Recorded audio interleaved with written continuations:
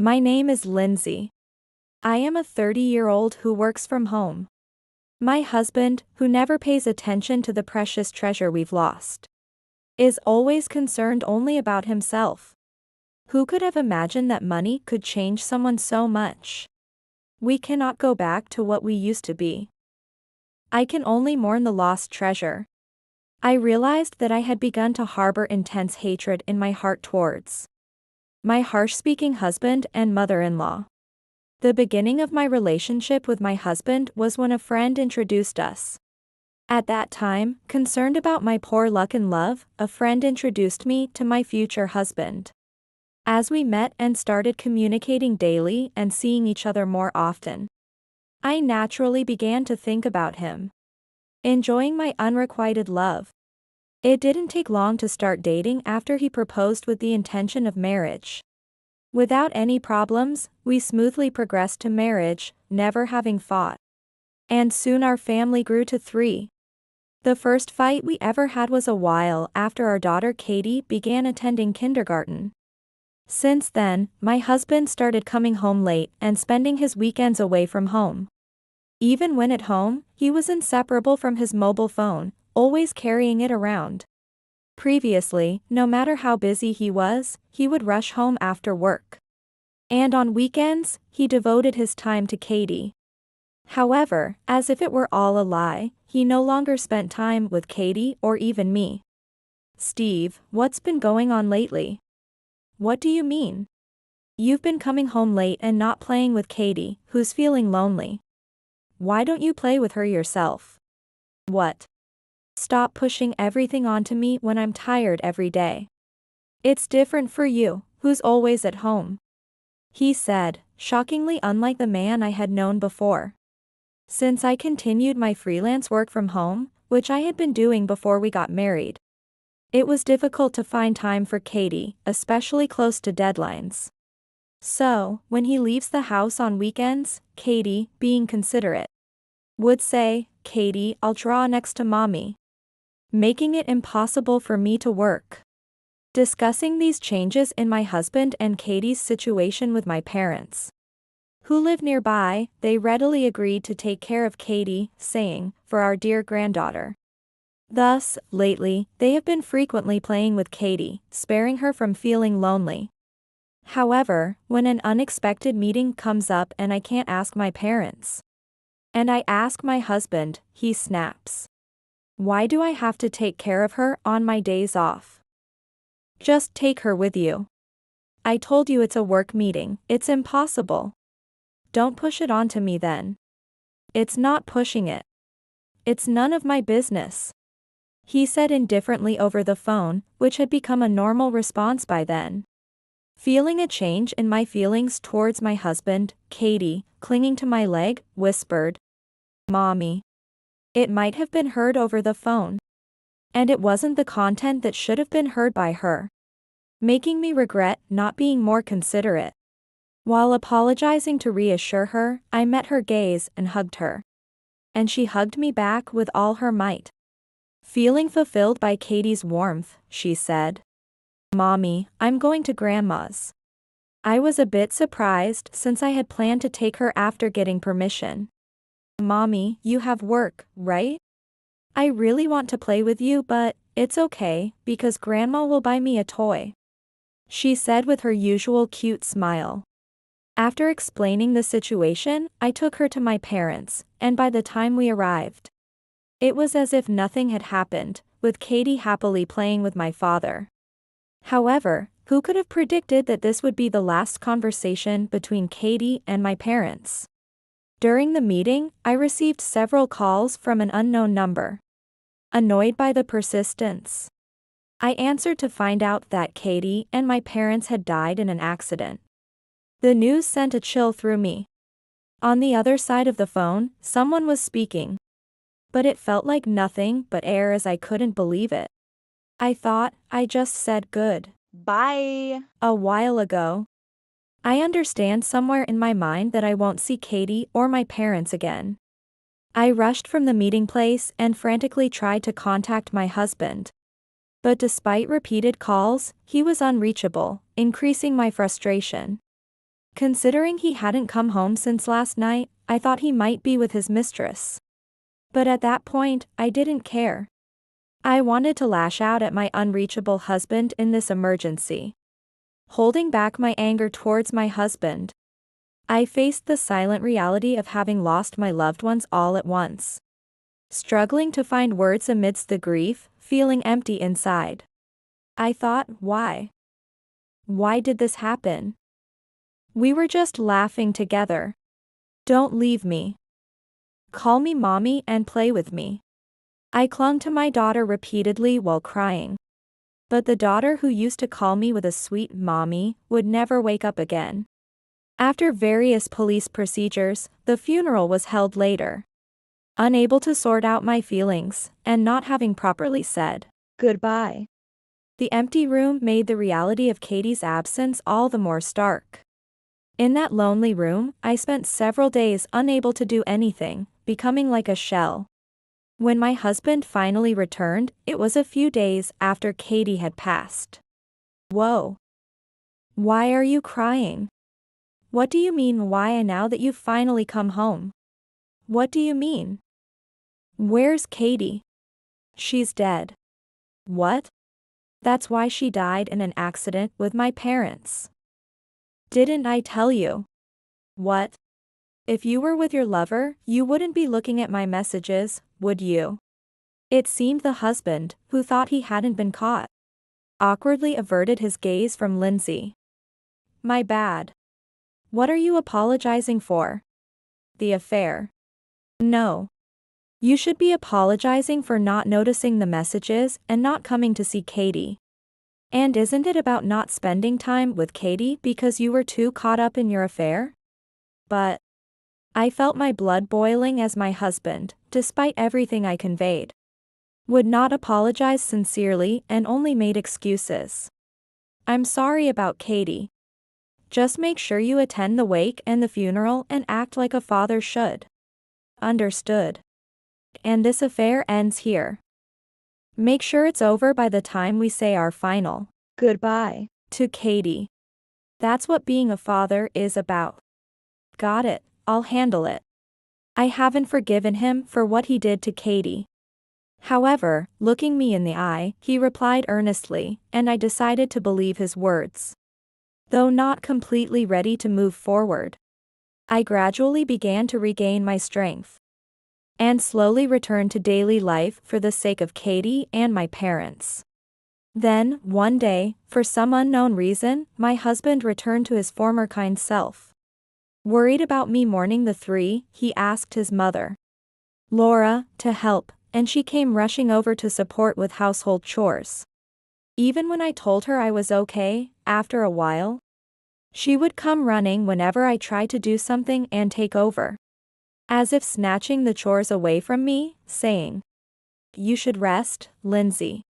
Initially, using her husband's business trips as an excuse, she would stay over 2 days a week, saying, I'll stay over tonight. But now, it had increased to more than half the week, with her saying, I might as well stay since I'll have to come tomorrow anyway. As if it was natural for her to be there. Laura, I can manage on my own now. You don't need to hold back. I can't rely on you forever. Your son asked me to help, so don't worry about it, she said kindly while preventing me from doing any household chores.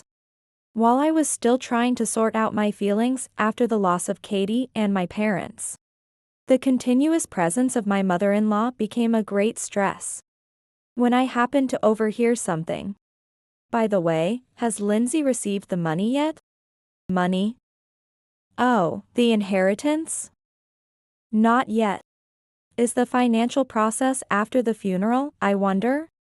Well, probably no rush. Make sure you check properly, or it will all be taken by someone else. I know, I'm on it. If that happens, I don't see why I'm helping out so much every day if it's such a hassle. How did Lindsay seem? She seemed bothered by me staying so often.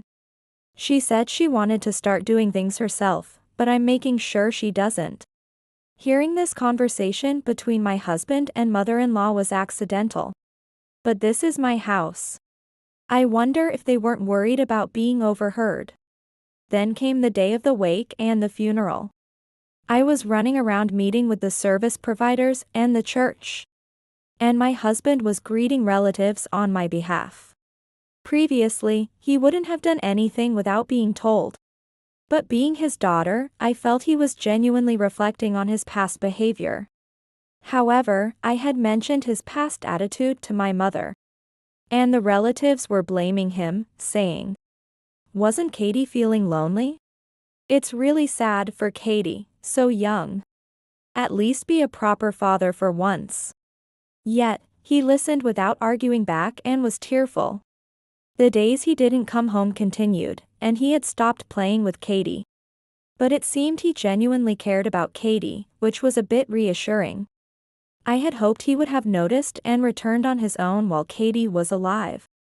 But now that she is gone, such regrets are meaningless. Thinking about this, watching the tears fill his eyes, I also started crying uncontrollably. I had kept telling Katie that I was busy at work, but now I regretted it more than ever. I should have indulged her more. I should have played with her more. Somehow, we managed to get through the wake and funeral and sent the three off. When I returned home late, my husband and, naturally, my mother-in-law were there. She might have heard something at the funeral earlier. Then, just like the other day, taking advantage of my absence, she said, "The inheritance is supposedly $3 million, right?" I heard about it. What? I didn't know about the inheritance. I told you to check properly. Well, Lindsay couldn't have talked about it before the funeral. Well, it can't be helped. So, what about the $3 million? If there's that much, give me a share too. I helped out despite it being troublesome. Just hours after the wake and funeral, my husband and mother-in-law were smiling and discussing the inheritance. Suddenly, as if struck by a thought, the mother-in-law said, "With $3 million, why not buy a luxury condo?" Indeed, buying a luxury condo wouldn't use up all $3 million. Sounds like a plan. We better start looking when we get home. Well, but the inheritance. Caught up in the excitement, my mother-in-law cut off my husband and said something unexpected. "Lindsay hasn't received it yet, right? I haven't seen her handle any procedures. For now, let's just borrow."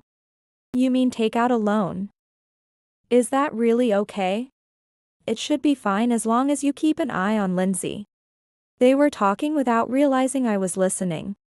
Just after the funeral, these two were discussing money as if it were the most natural thing. Without mourning Katie's death, which disgusted me. I was foolish to believe that he had faced Katie properly. And returned to being the husband he once was. What does "I'm sorry" even mean? You don't think you've done anything wrong. You just apologized because I was being persistent. At the funeral, you were just silent because you didn't want to be blamed by the relatives. You might think you're sad about Katie's death. But you don't think you've done anything wrong and only apologized for the sake of money. Realizing this now, I feel foolish, but I've apologized to Katie in my heart over and over again. Even though I can never meet her again. I couldn't just let those two carry on like this. One day, out of the blue, he told me, I bought a luxury condo. I wasn't too surprised because I had overheard him talking with his mother. But he still doesn't seem to realize his major misunderstanding. What? It would be nice to live with my parents from now on, right? That's why I bought it. What are you talking about? We have an inheritance of $3 million, so it's fine, right? What? Were you planning to keep it all to yourself? No, listen. Thinking I would deny it, my husband didn't listen to me and just overlaid his own narrative. I never thought you were such a petty person. I'm disappointed. Hey, I haven't received any inheritance yet, so how did you buy it? I had my parents cover it. Watching him avert his gaze while speaking, I knew he was lying. He still hasn't realized that he always looks away when he lies. First of all, why did you decide to buy it without discussing it with me? Are we supposed to go back to normal after the funeral? It's because you wouldn't talk. Just because you apologized doesn't mean you're forgiven, that's why I wasn't talking. You. As I stated my case calmly, it seemed to anger my husband. And just as he was about to speak, his mother arrived. Laura. Knowing they had been sneaking around, I wasn't surprised when she suddenly asked. Thank you, Lindsay. For letting us buy the luxury condo. No, what are you talking about? The mother-in-law made eye contact with my husband upon hearing my words. The inheritance is $3 million, right? That's why we bought the luxury condo. I wasn't informed about that. That's what I'm telling you now. I couldn't help but feel irritated by her condescending tone. What does the inheritance have to do with you, Laura? I'm not planning to leave this house. You can do as you please. But keeping the inheritance all to yourself is not right, is it? What are you talking about? If you're receiving the inheritance, then my son can use it too. No, that's irrelevant. It seemed my husband didn't understand either, but like mother, like son. Neither really understood anything. As I was dumbfounded by their words, an unexpected phrase was thrown at me. If you married into our family, it's only natural you should contribute to your in-laws. What? So we're using the inheritance. Any complaints? If you have complaints, why not divorce? I'm fine with it. Since you can't do it, just follow along without complaining. Thinking she must feel like a queen. I was dumbfounded by such words. And equally astounded by my husband who so easily suggested divorce. As he watched the argument between my mother-in-law and me without changing his expression. My husband finally spoke. Enough, talking won't change anything. Let's get a divorce. I was given a cold look unlike ever before, but I thought that should have been my line. Our marital life has been broken anyway, no complaints, right? He must have been intending to divorce if I showed any negativity. Seeing me nod, he left the divorce papers. And suddenly prepared his belongings and left with his mother. Not even glancing at Katie's portrait as they naturally walked out. I quickly filed the divorce papers, ending my relationship with my husband. Because he knew where I lived. I thought about moving in case of an emergency but decided against it. Sure, there are many memories with my husband, but more importantly, this house is filled with memories of Katie, and I couldn't bring myself to leave it. Because I haven't gotten over the sadness of losing Katie, I still wanted to cling to the past. Just as I was getting used to living alone, my ex-husband suddenly visited. Hey. When are you going to transfer the inheritance? What? What are you talking about? It's the inheritance, the inheritance. I took out a loan to buy the luxury condo because you haven't transferred the money. And now I can't make the payments. What are you even talking about? Do you think you're actually going to receive the inheritance? That's what I've been saying before the divorce. What, are you talking like an alien? Inheritance from my parents isn't communal property, so you can't receive it. What? The only things you were supposed to receive have already been given to you. And you have no right to the inheritance. That's why I kept saying it's irrelevant. The husband, who seemed to genuinely believe he was entitled to receive something, lost his earlier momentum and seemed at a loss for words. Then what about the loan? I took out a loan thinking I'd get the inheritance to buy the luxury condo. That has nothing to do with me, right? You decided to buy it and take out a loan on your own. It's your fault for not explaining properly. What am I supposed to do now? I quit my job a long time ago thinking I'd get the inheritance and I have no income. You have $3 million, so you should pay off the loan and give me living expenses. Despite his self-made decisions, his words were too audacious, and I lost my patience. Enough. You made the decision and misunderstood on your own. And now you expect me to fix it? You're the one who made the decision. And all you care about is money. You've never cared about Katie. You're really selfish. What kind of nerve do you have? You're too selfish. But I'm really in trouble. If he can't understand what I'm saying, there's nothing more to say. If you can't think of anything to say but that after all I've said, and you haven't even prayed for Katie, then that's it. Whether you can't pay your debts or live, it's none of my business. I have no intention of helping you, so please don't come back. I conveyed this calmly to my husband and pushed him out of the house vigorously. I heard my husband's panicked voice, but I chose to ignore it and was about to close the door. Suddenly, it got noisy outside, and I heard a stern voice berating my husband, "Hey, wait." The voice, which was calm yet forceful, belonged to my father-in-law. Father-in-law had, of course, attended the wake and funeral and was the first to extend his condolences, saying, "It must be tough losing your parents and Katie. I also can't bear the thought of never seeing that child again." While his eyes brimmed with tears, despite his own grief, he asked, "Are you sleeping okay?